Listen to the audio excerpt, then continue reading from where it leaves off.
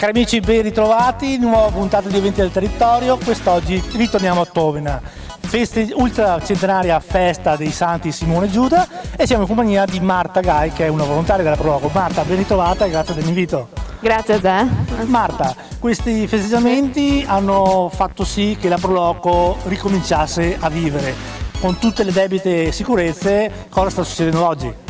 Beh, oggi ci sono 50 espositori più o meno e la mostra per la Via degli Angeli, quindi stiamo festeggiando, c'è la sagra, oggi abbiamo anche un numeroso gruppo di persone che è venuto a mangiare e quindi insomma siamo contenti di ricominciare di nuovo. Sappiamo che c'è anche qualche mostro in giro.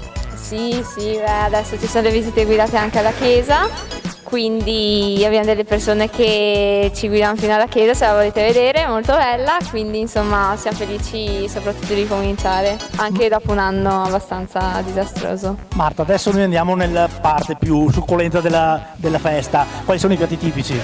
Beh, qua le trippe alla parmigiana, sempre, qua le fanno buonissime, quindi le consiglio a tutti.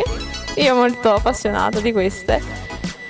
Poi beh, ci sono altri piatti, ma comunque le trippe qui sono sempre ben gradite da tutti.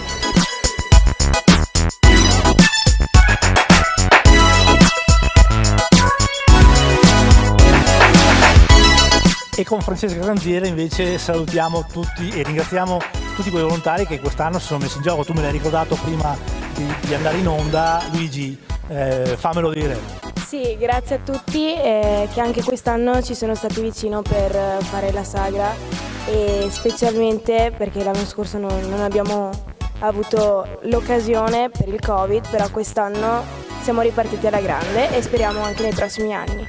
Francesca, hai 2 minuti davanti alla telecamera, dai un invito a tutti i tuoi coetanei per venirci a dare una mano.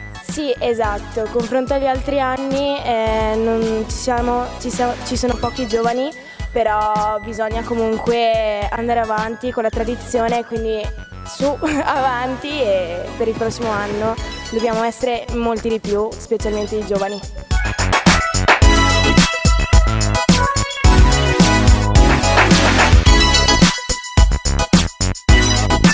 Marta, noi ti ringraziamo intanto dell'invito a nome del Presidente, certo, che oggi era occupatissimo. Abbastanza. Sicuramente ci accompagnerai lungo il mercatino. Certo. Grazie mille. Grazie a te. Il Territorio vi dà appuntamento al prossimo anno e noi vi ringraziamo. Marta, andiamo.